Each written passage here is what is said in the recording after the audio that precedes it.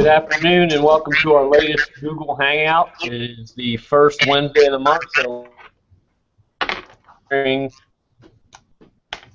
training. This is one of our favorite months of the year because it is FDIC. In just less than 2 weeks, FDIC 2016 in Indianapolis. So our show today is going to be focused on all things FDIC. We've got several guests on with us, tenured instructors and people that have been attending FDIC literally for decades. I've been teaching there for many years, and we're going to roll through everybody and get some comments on FDIC 2016, all the events that are going on, what are over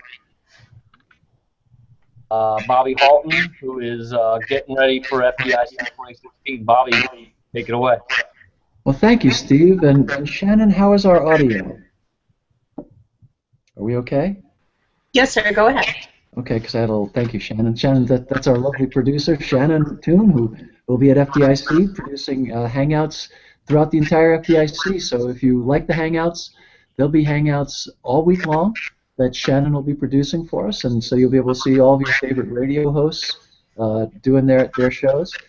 But I have to tell you, I'm kind of really interested why the Fire Service is so interested in the Federal Deposit Insurance Corporation.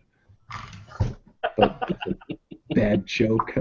Oh, God. But, you know, it's funny. As I travel around from time to time, you meet somebody on the plane and you say, yeah, I'm associated with this or thing called FDIC, and they think you're a banker. So you play it for all it's worth. Yeah, I'm a big banker. So I've got $25 in a bank. So, hey, we've got some really important things to talk about with FDIC, and that's why I asked my dear friend Ron Sarnicki to join us today on a really serious note. We do a couple of things at FDIC that are they're fun, but they're also really, really important because they support people who do incredible work. They support people who are tirelessly devoted to the fire service, to many, many different aspects. Before I get Ron in here, I'll just mention, you know, kind of going chronologically when we talk about being at FDIC. If you're coming in for the hands-on training, or even if you're just coming in for the conference side of it, on Tuesday evening, the Firefighter Cancer Support Network does an event. And the Firefighter Cancer Support Network is supported solely by your generosity and kindness. They didn't receive any grant funding. They don't have any revenue streams. All the work that they do is truly philanthropic work based upon your generosity. And this is their biggest fundraiser of the year. An incredible group of comedians that they bring in. Travis Howes is the headliner, and he's a former Marine, former Charleston, South Carolina firefighter, and just absolutely hysterically funny. He tells stories about us, which are hysterical. That brings us up to Wednesday, and Wednesday's a really important day because after your classes on Wednesday, we go over to the Fool's Bash, which is a really, really important event, not just because of the camaraderie and the fraternity that it affords to the men and women who attend FDIC, but also the fact that it kind of kicks off that celebratory mood. And one of the great explanations for why firefighters carry on like we do when we're with one another was offered up by Tommy Brennan. And it was right after 9/11, and a bunch of firefighters were celebrating, and someone said, look at those guys and gals acting like a bunch of fools, you know, so happy and so excited just to be around one another. And you know, they didn't understand it. And Tommy said a really important thing. He said, they're not celebrating just to have a good time. They understand how fragile life is. They're celebrating life, and that's really what I think you see at the Fool's Bash, are people celebrating life because we do understand how fragile it is. Which brings me up, and I'm going to ask my great friend Ronnie Sarnicki to join me in this conversation. I think it's important that we really talk about what the National Fallen Firefighters do on Thursday, right after the 5K fun run, Courage and Valor fun run, we always go right over to the Indiana ballroom, rooftop ballroom, where we do Stop, Drop, Rock, and Roll. And if you've never attended Stop, Drop, Rock, and Roll, you've really missed one of the most incredible events that we do every year at FDIC. We get together at Stop, Drop, Rock, and Roll, and we have great music, we have great food, we have a great array of items, Ron, that we can dip on. And so I'll ask Ron to talk a little bit more about what everything, how Stop came to be, and how your participation in Stop helps benefit firefighters. Thanks, Bobby. I appreciate the chance to spend a couple of minutes talking about Stop, Drop, Rock, and Roll. The foundation's been doing it for a few years at FDIC, and we really appreciate the opportunity to do it there. It's an event where the fire service is getting together and celebrating, as you said, you know, the fire service family, but more importantly, it's a major fundraiser for all of our efforts. We work hard all year to bring together a great deal of talent. This year, the Railers are performing live music, and we will start at the Indiana Rooftop Ballroom at 7 o'clock, and it'll go to 11. They'll play a couple of sets, and then what we will have happen is a live auction where some of our partners have donated some really cool products, everything from radios to emergency equipment, turnout gear, art, a variety of things where people can really get some great stuff at a great price. And all the proceeds go to help the families of our nation's fallen firefighters. We're going to have the firefighter pipe and drums there. We're going to have food and beverages, buffet-style dinner, and we're really excited about it. And tickets will be on sale at our booth in the convention center, and you'll be able to pick those up for $20, and that covers food, beverages, and all the entertainment, and an opportunity really to help the families of our lost brothers and sisters. Ron, who's the musical guest this year? The band is called the Railers. They are a great country music band. They've done some top hits. We're excited about having them there.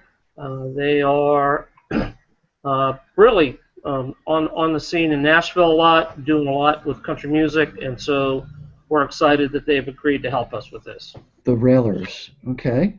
So that's pretty neat. Ron, you know, I was there last year, and one of the fun things that Ron kind of glossed over it, but watching Billy Goldfeder work the crowd, trying to separate us from our money, it was really almost worth the price of admission alone. How did the auction part of it come about? What was the synthesis of that? The idea was to create an avenue to bring some additional resources or funds into the foundation. And so some of our corporate partners, specifically Safety Components, who manages it for us and puts it together each year, said, well, why don't you do an auction? And so immediately our partners said, we'll give you product. We'll give you top-of-the-line equipment and tools and other items that you could auction off there. So, of course, the question became, you know, who could we get who has the gift of gab? And obviously, Billy Goldfeder came to the top of the list. And him being on our board of directors made it really easy to say, hey, we need your help. And so Billy gets out there, and he does one heck of an auctioneer routine. Now, I got to say, we had a guest auctioneer last year. Bobby was out filling in because Billy had a little bit of a family commitment and got there about halfway through the auction.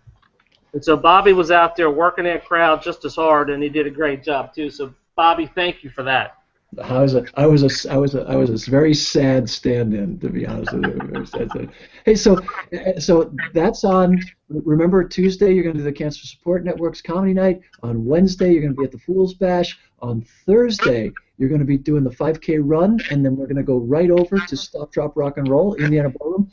You can register for any of these things by going to FDIC.com, click on Special Events, go to the tabs. It'll take you right to where to register for the Stop, Drop, Rock and Roll. It'll take you right where to register for the fun run. Now on Thursday, on Friday rather, Friday's a very important day as well, and probably one of the most meaningful parts of FDIC for me for the last how many years we've been doing it, Ron? 5 or 6 years we've been doing it at FDIC. Is a memorial stair climb, a 9/11 memorial stair climb. And you can register for that also by going to FDIC.com. And Ron and his team have developed a beautiful challenge coin.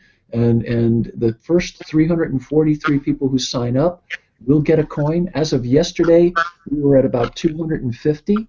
We'd really like to do 343. We'll think of something special to do for anybody over 343. I don't know what that'll be right now. But talk to us a little about the stair climb, Ron, and what you do with that money, because I don't think a lot of people know about the counseling unit and the great work that the National Fallen Firefighters have been doing there. Absolutely. So this is the 5th annual stair climb at FDIC, and also it's a significant time because this is the 15-year anniversary of the tragedies of 9/11. And the stair climbs were started to remember the sacrifices that were made that day in New York. And so the 9/11 memorial stair climbs are an opportunity to climb to recognize 343, climb 110 stories, and to raise funds for 2 specific activities: the support of the families that the Fallen Firefighters Foundation assists, and to help the Counseling Services Unit of the FDNY, because they're on the ground every day with the long-term effects of both 9/11 and the tragedies they've had as a department with line-of-duty deaths and injuries. And so we work directly with them to provide support to the members of the department, their families, their co-workers, and all those that have been affected. And yes, on Friday, April 22nd, the climb will start at 1:30. Registration opens up at noon at the Pierce booth in Lucas Oil Stadium. Pierce is our major partner with that, and we are going to have an opening ceremony with pipers, and then a walk over as a group from the Pierce booth to the stairs themselves, and begin that climb up 110 stories, representing the height of the World Trade Center buildings. And it's a $35 cost to do it, but that includes a T-shirt and, of course, a challenge coin for the first 343 who register. And Bobby, you're right, we're over that 250 mark already, and we've got a ways to go before we get there. And we know that people will register online in advance, and they'll also register there at the show at the booth. They can stop in and register to climb, or even that day if they want to. And we're really, right. I'm sorry. If they do forget, Ron, during the hands-on, we will have folks at the National Fallen Firefighter booth to sign you up if you want to sign up then. But it always is your advantage to sign up online, because then your coin and your shirt will be waiting for you. Absolutely. We'll have all that taken care of. And then if you want to wear your shirt that day in the climb, some firefighters wear turnout gear, some wear full SCBA. It really depends upon what that individual climber wants to do in memory and recognition of those lost brothers and sisters. The key is that one of the things we want to add, I should say, is that, I said Pierce is our sponsor for that. Well, it turns out that they are adding to the mix. They have agreed to provide an opportunity for anybody who finishes the climb to do a Facebook picture at the bell, because at the end of the climb, you ring the bell and read the name of the firefighter who you climb for. They're going to donate $1 for every single bell ring that occurs that day to the foundation to support the Counseling Services Unit and the families of the fallen firefighters. Wow. So that's just another added piece, and it really is another way for us to provide that long-term support to help those families kind of rebuild their lives with the tragedies they've faced. Wow. Well, I'm going to ask Ron to stay on with us while we talk about FDIC in general. Also on Friday, after you do the stair climb, there's going to be a book signing for the Pass It On book, and the funds from the Pass It On book support the Firefighter Cancer Support Network and the NFFF. So you have an opportunity there to get your book signed by Billy and all the guys and gals who contributed to this year's Pass It On 2. It's the second edition. And that also supports the National Fallen Firefighters as well as the Cancer Support Network. And on Friday night, the union opens its doors. They have a huge renovation going on there, and so there is some construction going on at the site. But we'll be out there having our usual grand time, and we want to thank our friends Globe in advance for supporting us there. That's just the special events highlights. I'm going to turn it back over to your host, Steve. I'm going to ask Ron to stay on with us if you can, Ron. I know this is a busy time of year for you as well, but if you could stay with us to talk about FDIC, I'd really appreciate it. Steve, thank you for allowing us to talk about the special events, and now if you'd like to talk about workshops, classrooms, and the great stuff that the Instructor Society is doing this year at FDIC, and the great plans that we have upcoming for 2017, I think this would be a wonderful time to talk about that. So, absolutely, thanks, Bobby. Hopefully my audio and video is working a little better. I logged out and got back in. ISFSI, the Instructor Society, our home conference is FDIC. We made the move there a few years ago, and we have a host of events all week long.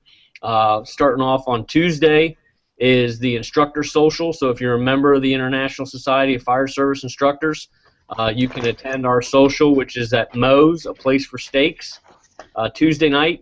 It's a who's who of people at FDIC, and basically it's a very casual experience where you get a couple drink tickets, you get some free food, you mingle around, talk to whoever you'd like to talk to.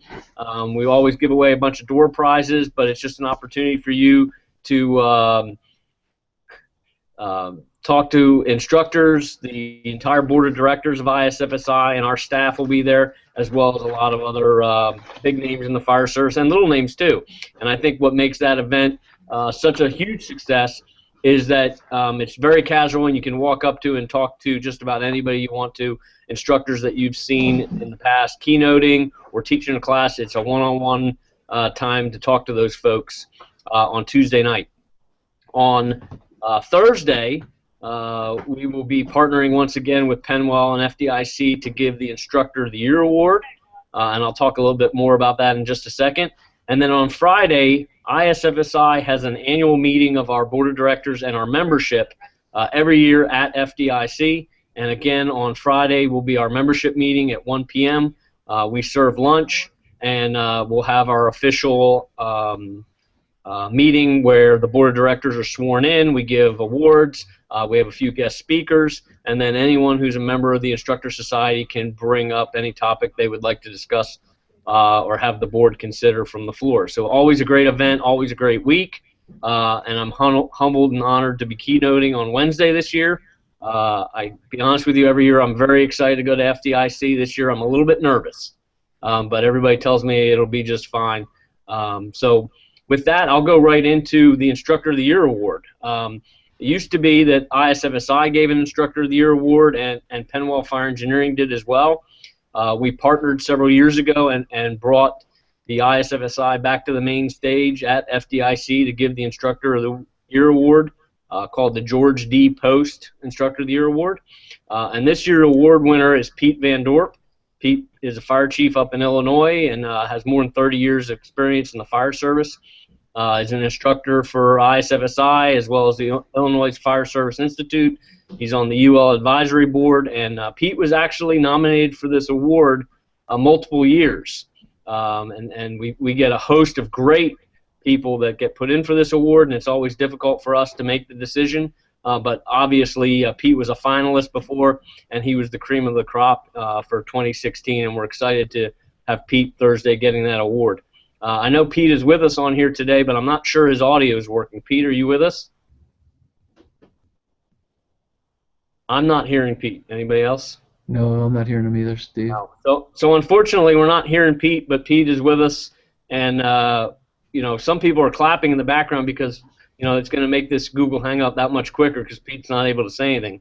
But please come out and join us in honoring a great fire instructor, someone who has all the experience of 30-plus years in the fire service, every rank from firefighter up to chief, and then also a tremendous amount of experience and an open mind of learning new, but also sticking with the traditions of the fire service as well. And I think Pete and Bobby, you can chime in as well, is absolutely a perfect choice for the 2016 Instructor of the Year award. When we talk about someone who's the Instructor of the Year, it's interesting because we don't just look at the course curricula or the product that they developed, which is important, critically important, but we also look at the individual. In other words, what do they stand for? Is this someone who you would be proud to call your friend and be proud to hold up as a role model to your children and your fellow firefighters? And when it was so amazing that Peter had the unanimous support of the entire selection committee. And when you look at Pete's career, obviously he was a outstanding officer for the Chicago Fire Department. He was involved in many heroic and absolutely selfless acts during his career, and never once did he look for recognition or make it all about him. It was always about the mission and the team. Then if you fast forward in Pete's career to when the early stages of the NIST-UL partnership, Pete was right there. Really before the UL got as involved as they were, when Steve was still working for NIST and Danny was still over at NIST, and everyone was struggling to calling our congressmen and our senators to try to keep the funding streams going, from the government to do these tests. Pete was right in the middle of it. And what's really neat about having Pete on stage this year, being recognized, because and Steve said it best, for all those folks that are out there thinking that the studies that people are doing are disregarding the hard work and the brilliant efforts and tactical evolution that's happened for the last 2 years in the fire service, nothing could be further from the truth. This is enhancing and validating and building on and helping us evolve to the 2016 model, and next year we'll evolve to the 2017 model, and the year after that we'll evolve to the 2018 model. It's not about change. Change is illiberal force, and it's often done by people who have little real-world experience. But this is not about change, and people hate that. People want everybody to change, just not themselves. Change is a silly word, and it usually has to do with the government or other bullies. So think about what's going on with UL and NIST is the evolution of our tactics. As we learn more, we grow, we adopt, and we adapt. And we're going to talk about this in depth on Thursday as a topic for the entire day. And it's going to put to rest a lot of the silly people who want to pick fights with people over issues that don't even exist. I mean, they're making stuff up to argue about it. It just, and Pete is one of those people who is able to transcend that silliness. He understands, what Eddie Enright and all the great people that he watched in Chicago did and how they did it, and he paid attention to Ray Hoff and all of the folks that he followed, and then he built, and now he's helping people who are coming behind him to build. We build, we build, we build. We don't sit still, and we certainly don't tear one another down. If you're tearing down other firefighters, join the comps. We build other firefighters up, so it's exciting to have Pete, because on the same day, on the very same day, we're going to recognize Jerry Tracy, a living icon of the fire service, a living example of what the quintessential, as my mom calls him, New York gentleman represents, and another man who's been integral in the evolution of our tactical journey as a profession, as an industry. So it's just exciting to be able to have the two of them together. It's going to be a tear fest. I mean, both these guys are criers. It's worth the price of admission just to come and see Pete cry like a baby on the stage in front of 7,000 people, right? Absolutely. I'm teasing you, Pete, because he can't argue with me. Yeah, he got nothing, as they say. Hey, He got listen, nothing. we've got a bunch of other folks with us, and we got Carl, and we got Ricky, and we got all kinds of great folks. Aaron, jump in here, guys. What are you going to be doing? What are you going to be I'm sorry, Pete. Steve, I'm stealing your show. Anything else? That's fine. I was going to go to my co-host, Aaron Heller, from New Jersey next. Talk to us a little about FDIC, what he's teaching this year, and then he can introduce his guest, Carl, that he invited on with us. So, Aaron, take it away. Sure. Well, thanks. First off, FDIC is the one thing that we all wait for every year, and it's been the career changer for a whole lot of us, and it's given us the roadway or path to meeting so many great people who become your friends and your mentors, and where you get your energy and you get your knowledge in so many different ways. So I'm thrilled. I couldn't even tell you how many years I've been teaching FDIC now. It's quite a few, at least 10 or 12, or maybe a few more. So this year I'm doing a presentation on firefighting strategies and tactics in big box stores. I've been doing that a few different times at FDIC, and it's going around the country quite a bit. And it's something that came to me years ago because we started getting these types of buildings in our first due when we were normally a residential community, and our tactics weren't proper, and we found that out real quickly when we went to a couple of them that we had some work in. So that changed my mindset, and I thought maybe we better spread the word. So it's not a rehashing of any of the major things that have happened.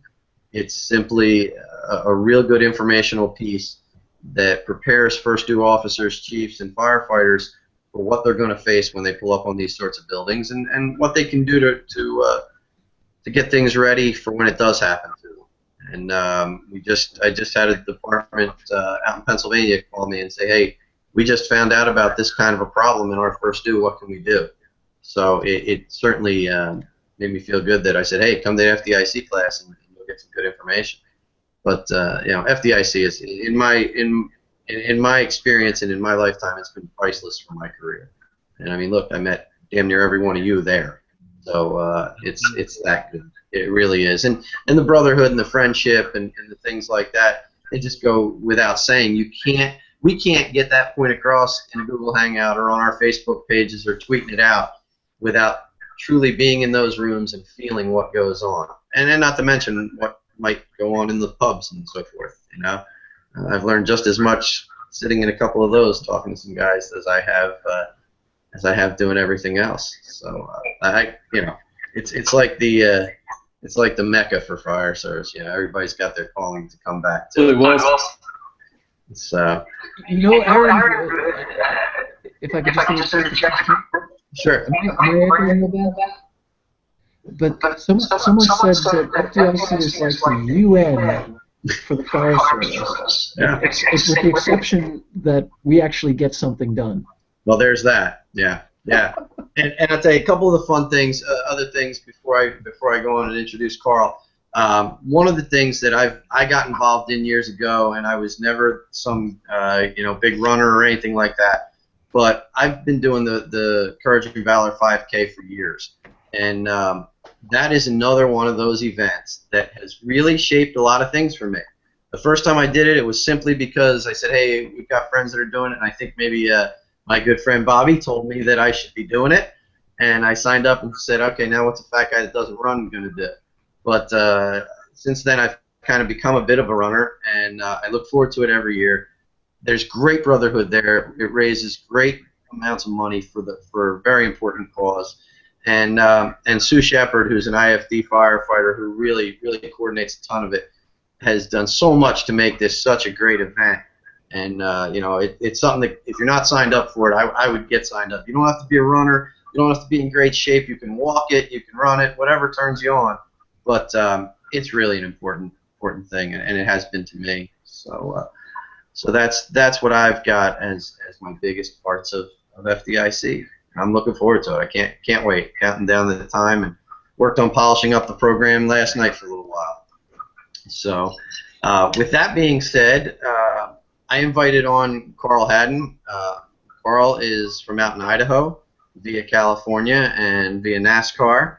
And Carl has done a tremendous amount of extrication and firefighter training around the country, and also writes for Fire Apparatus Magazine, and a good friend of me. So, Carl, if you'd like to talk a little bit about your program and again, your memories of FDIC and why you go and what you do, and take it away. Well, thanks, Aaron.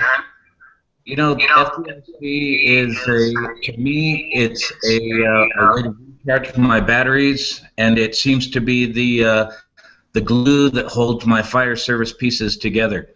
Like you say, we look forward to it every year. This will be the 5th year that I've taught, and this year I'm offering a program that's understanding and mitigating new vehicle technology challenges. It's a class that talks about the real goings-on with today's new tough vehicles and some of the challenges we face and ways to try to get around them. We're blessed to be able to have Volvo of North America and Mercedes-Benz as a sponsor of our program. As you know, we started this, good Lord, man, back in 2008, 2009, and it's just now bearing fruit. We were kind of a little bit ahead of the curve, and now the brothers are out there seeing these new car challenges, and we got to try to help make them a little safer and give them a few more tools for their toolbox.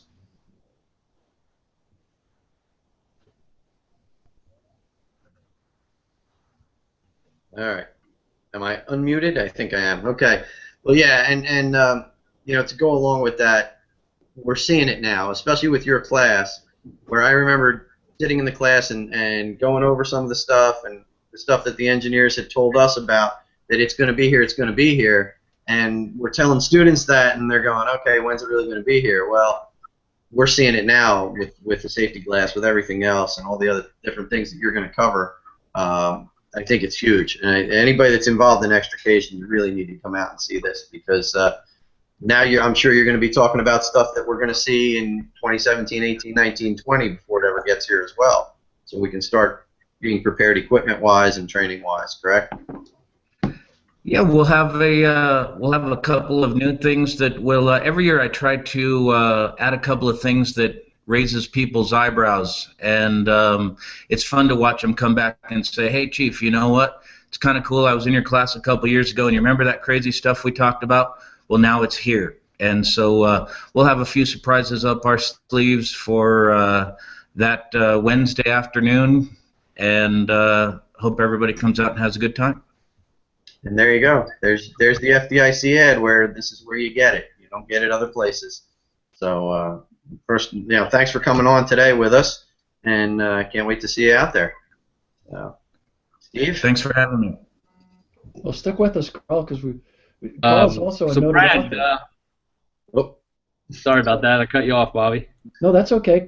You know, I hope everyone knows that to read Carl's stuff. Carl writes for us quite regularly in engineering and in fire apparatus and emergency equipment. So please take advantage of reading Carl's tremendous voice, not only at FDIC but in our magazines.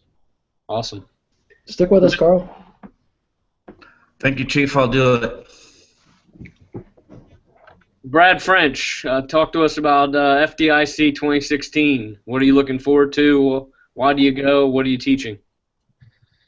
All right, Steve. Well, first of all, I would echo what everybody else has already said. You know, I would be rehashing, but I'm extremely excited. I'm a little bit different probably than most everybody else, if not everybody else on this panel, and that this is my first time teaching at FDIC. Kind of a, you know, long-time listener, first-time caller kind of thing, right? And so what I'm doing is a class called Fire Operations in Protected Structures. So the catalyst for the idea of the class is that certainly everybody, I shouldn't say certainly, but a lot of folks in the United States in the suburban and the urban environment run a lot of fire alarm calls, oftentimes more so than they run working fires.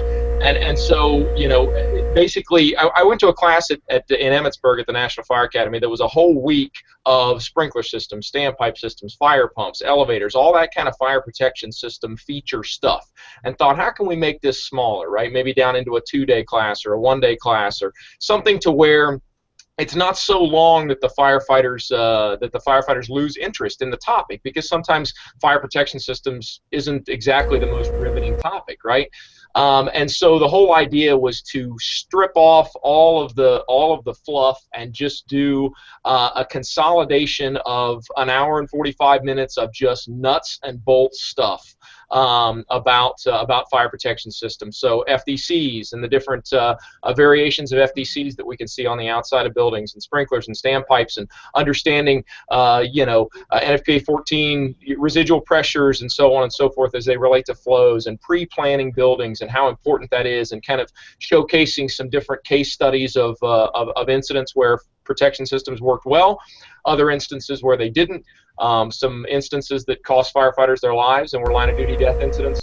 So basically it's just sprinklers, standpipes, elevators, all that kind of stuff that we see on fire alarm runs all the time, and buildings with fire protection features, but absolutely just the most important stuff, at least what I would consider the most important nuts and bolts stuff, crammed down into an hour and 45 minutes. So if any of those students that like to take notes and stuff like that, they'll be writing the whole time, because we're just going to be hitting nuts and bolts on protection systems for the duration of the class. So I'm very, very excited to have the opportunity to present at FDIC. Tremendous thing for me on a personal and professional standpoint, and just looking forward to everything else as well. I'll be heavily involved in all the ISFSI activities as I'm on the board of directors for the society, and looking forward to Tuesday night and Friday afternoon and everything in between. So hope to see everybody out there, and would love to see some of you in fire operations and protected structures. I am Wednesday afternoon, right before the big room with Bruno and Norman. So thanks. Awesome, Brad, and it's obvious that you deserve to be there, and I've been encouraging you to put in for a long time. So excited to see you teaching at FDIC this year, and exciting to have somebody on the show with us today that's a first-timer with all the tenured employees that we have here.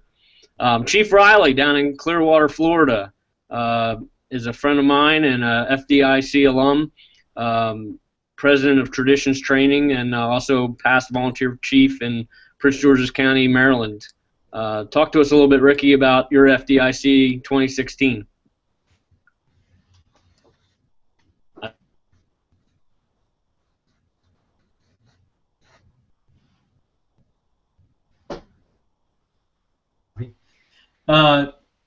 Yeah, we have about 7 instructors from Traditions that are going to be out there.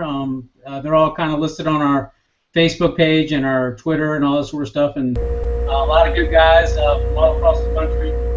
We have our instructors come from Wichita, Kansas to New York City, down here to Florida, South Carolina, and they put on a really good show. They're very energetic, like Brad. Just very energetic people, and love and have a passion for the job, and that's what I respect the most. And we start, I'm teaching combat-ready firefighting with Chief Larry Schultz from the D.C. Fire Department, and we're also doing a 4-hour pre-conference workshop of waving red flags. We can't say enough to the Fire Engineering Advisory Board for allowing us to be there. It's a great opportunity for us, not only to instruct, but we get to see, I think what everybody said is some of the best instructors. I shouldn't say some, the best instructors in the world in the fire service, and we get to go to classes all week on Bobby Halton's dime, which is a great thing. So we couldn't ask for anything better. The instruction, not only we're going to be able to deliver, but we're going to be able to receive at the same time, and we'll take those back and incorporate those into our classes, and spread the word across the country. So I can't wait to get out there to be with a bunch of like-minded people that want to go to fires and put them out correctly and protect our firefighters. Absolutely. Now, Rick, I know a little bit of the background in the concept of combat-ready firefighting, but could you share with us where that came from? Because I know it came from a great fireman and a great fire instructor as well, who's no longer with us. Yeah, myself and a gentleman by the name of Lieutenant Peter Lund from the New York City Fire Department. He did 30 years in the New York City Fire Department, some of the Rescue 2, Rescue 3, and Ladder 120. We formed the company together, and it was all about a sense of complacency. We can take all of Steve and Dan's work, and that's great, and we have to have that. All the stuff that Pete's been doing, But we kind of saw a disconnect of people showing up, not fully dressed, not establishing water supplies, not learning how to read their map books, not being able to stretch an attack line from the pumper to the front of the building and get it in there. And that's kind of what he was saying, is that every time we go out the door, we have to be prepared for Armageddon. It's the Great Chicago Fire every time we go roll out the door until we decide it's not. Just because we pull up with nothing showing doesn't mean that, hey, let's have our coat unbuttoned, let's walk out with our baseball cap on. Just because us firefighters think we have some magical switch that we can flick on as soon as there's a fire. And that's a flawed way of thinking.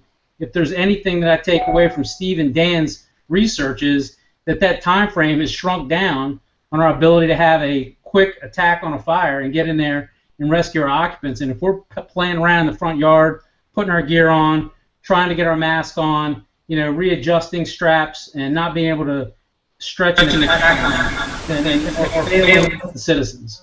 And that's who we should be most concerned with each and every time we go out the door. And we kind of harp that home with some videos and some pictures. And by gosh, I don't think any fire department's perfect. I think Larry and I and Tony Kelleher will all show flaws in our own departments and in obviously some other departments, just to try to drive it home. Not to ridicule that department, not to poke fun at them or anything, but we got to change the way we're doing things, because Dan and Steve are telling us we have that short window now, to get in there and making a good effect on that fire and save our citizens. So if we don't do that, then what's the sense in doing the research if we're not going to be prepared? Sorry, got on my soapbox. That's why I asked the question, Ricky. Sorry. I knew you would. Sorry about that. We're excited for FDIC, obviously, all of us. I'd be remiss if I didn't once again say that and then I got my classroom assignment for the class I'm teaching this year on Friday morning at 8:30, which is a tough time because we just told everybody make sure and on Thursday night, and if you do and you partake in all the festivities, you might have a little struggle getting to the 8:30 classes on Friday morning, but I encourage you to do so, and I will be presenting for the fourth year a program that I came up with, which is called the First 365 Days as a Newly Promoted Chief Officer. And essentially the is I've outlined things that you shouldn't do when you're newly promoted as a chief, whether you're a new chief going to a department from the outside or being promoted up from a company officer rank to your first chief officer role. There are certain pitfalls and mistakes that people have made repeatedly, them either or etc.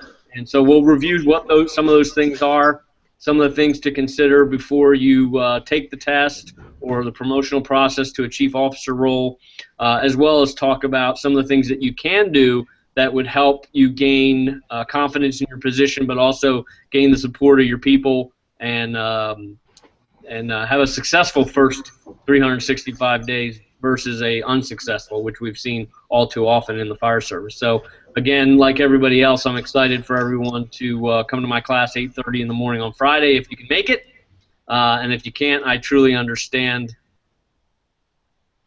A few minutes left. I think everybody was rushing a little bit because we had so many guests on here today.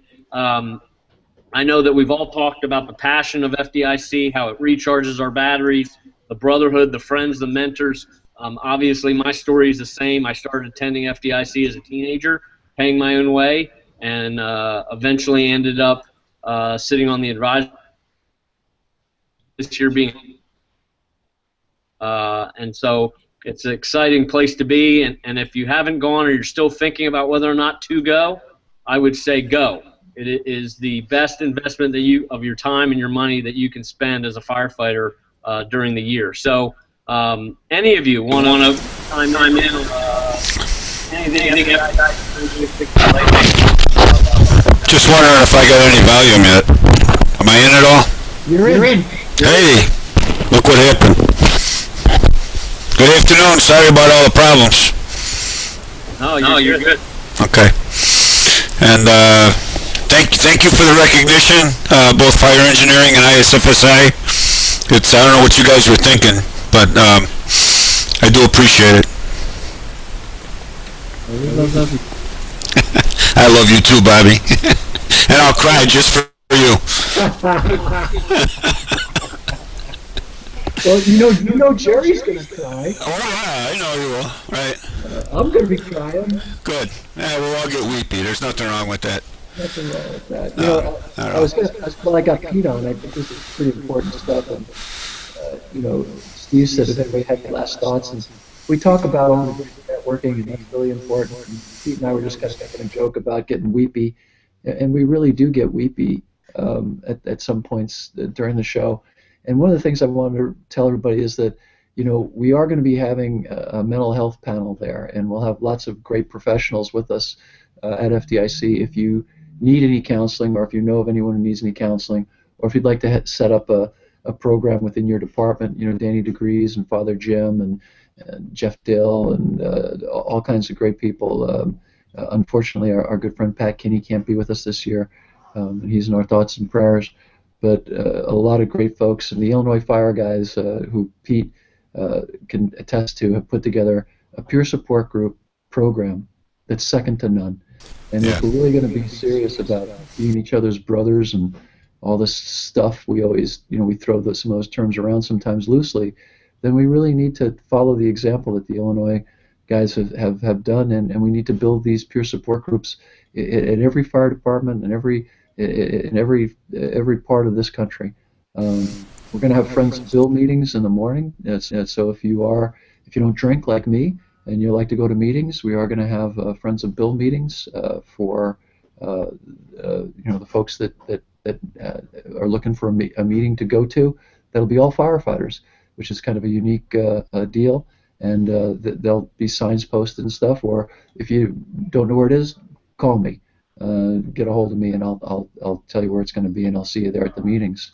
So take advantage of all that kind of stuff. But Pete was instrumental in all of that. I mean, it's not just the work he's done, in the studies and the training that he's been doing after it. Pete has always been there for all of us, and that's a huge part of being an instructor. Being an instructor doesn't end in the classroom; it begins in the classroom. Absolutely. I know Dan for a very long time, personally and professionally, and whenever we do this, we're always using, terms about how great guys are and they're the best of the best, but Dan truly is. Dan DeGrace is just, he was doing this, he was in the trenches doing this, saving guys' lives before it was on anybody's radar screen, long before it was on anybody's radar screen.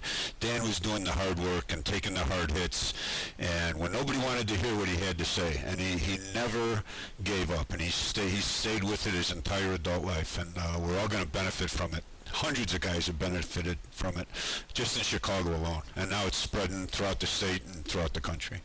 It's great stuff that he's doing. Great work. And don't hesitate. I don't. My family doesn't mind. We went to Dan when we were having really significant issues in my family, and Dan stepped right up and provided tremendous support to my family, and we're deeply in his debt. So.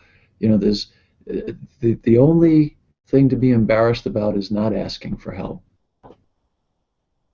Yeah, and the work he does goes way beyond, we all, underlying all this is the substance abuse problems and all that, and it's all very real and it's all very important, but it's just the surface of it. There's so many other things that are mental health related that are important. The whole stress and what that does to you physically and emotionally and mentally, and what it does to your family, it goes on and on and on, and I just got to tell you, Dan is the first phone call all the time. It's the first guy I think of anytime I think of somebody that's in trouble or got a struggle, or you don't know an answer, you don't know who to go to, or you don't know what question to ask. You just know that this is screwed up, and you need a framework for it.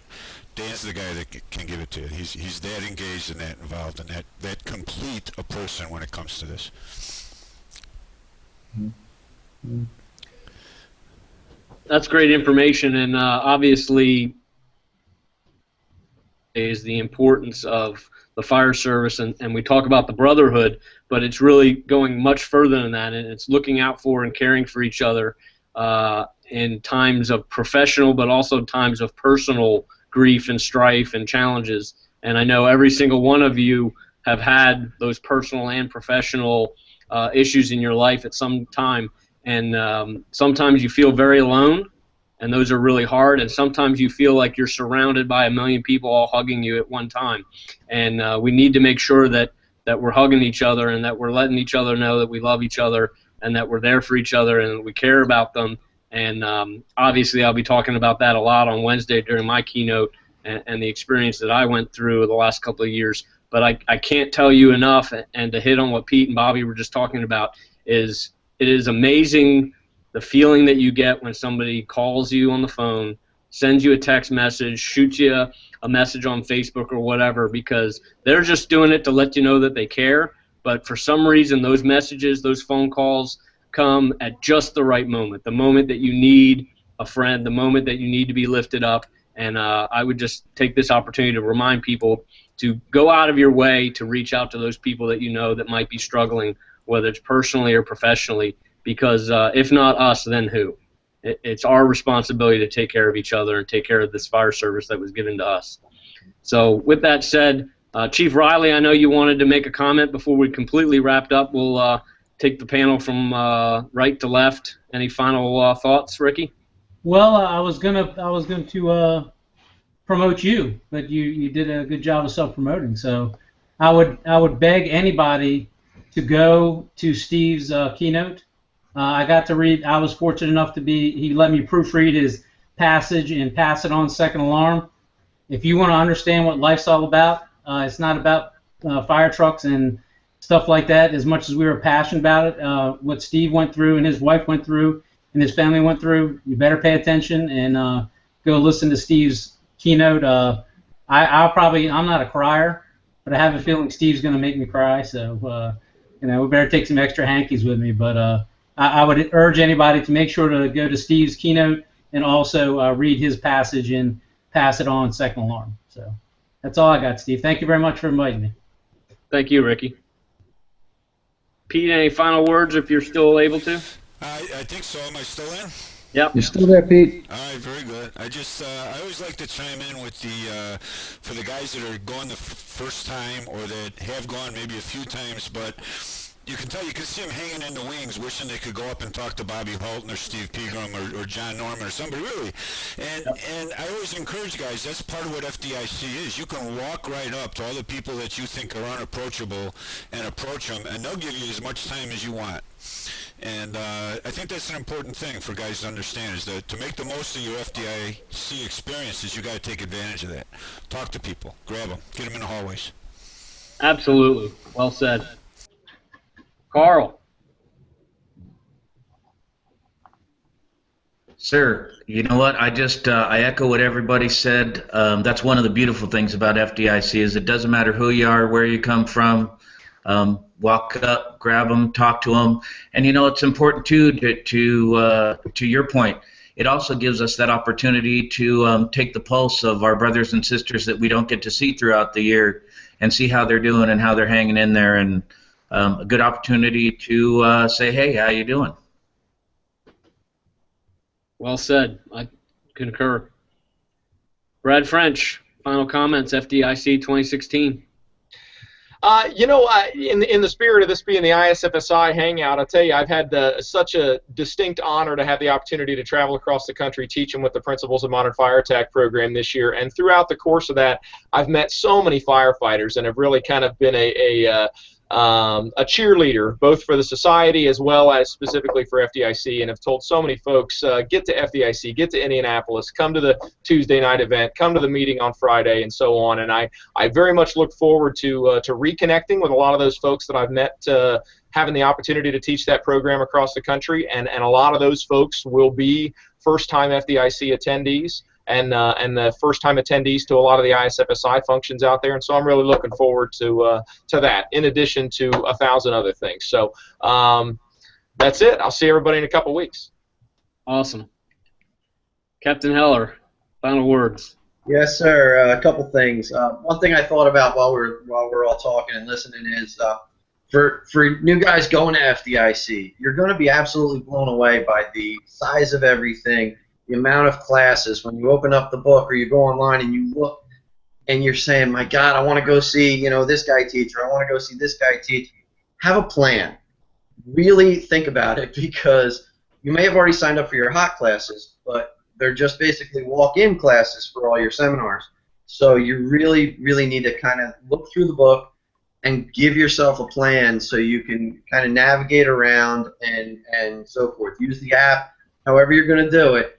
But you want to see John Salka teach. You want to see Steve Pegram teach, or Carl Haddon. You know what? Look at the schedule, because otherwise it really is an enormous thing, especially for new people. So you want to adjust your plan, basically, so you can make the most of all of it. And you know what? You're going to leave there and go, damn, I wish I had heard this guy or I had heard that guy. Well, there's a reason enough for you to sign up for next year, too. So that's what it's all about. I can tell you that's what I did as a student, and that's what I do as an instructor who is a student the minute I'm not teaching. So make sure you do that. The other thing, real quick for me, is, again, I can't thank everybody enough for the opportunity to be a part of FDIC and to be a part of the Penwell family. It's a huge honor, and you don't take that lightly, and especially for the newer guys. I know Brad's this is his first year instructing with it, and you feel a part of that. And the last thing that I've got is today I put on my New England Fools job shirt, even though I'm here in Jersey. The president of New England Fools is a great friend of most of us, a guy by the name of Rusty Ricker, who does everything for the fire service in that area, and just is what a fireman is supposed to be in today's world, and what we strive to be. And Rusty just went through a medical procedure in the last couple weeks ago that's going to keep him out of the job for probably a few months, and unable to attend FDIC this year. So I just wanted to pass on that we're saying a prayer for Rusty. And one other person that really it hit me, and I don't know if you guys know Jimmy Myers. Jimmy's the president of the Fools chapter down in Treasure Coast Fools, I believe it is, down in St. Lucie County, Florida. And Jimmy's daughter was stricken with an illness on spring break up in New York City. And she's been in the hospital now 4 or 5 weeks.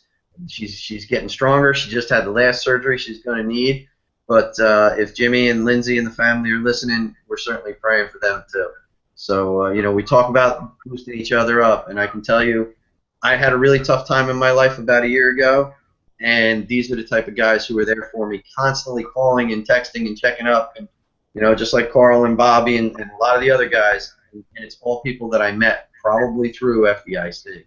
So it comes full circle. It's truly the boomerang for us. So I'm looking forward to seeing you guys all there in a couple of weeks, and can't wait. And last thing, everybody says in their classes there's really only one dumb question, right? And that's the question not asked. Well, our good friend Bart Simpson has told me that there is really a second dumb question, and that is, can I buy you another beer? So if you're at FDIC, you can. It's okay. So there you go. So I'll see you guys soon.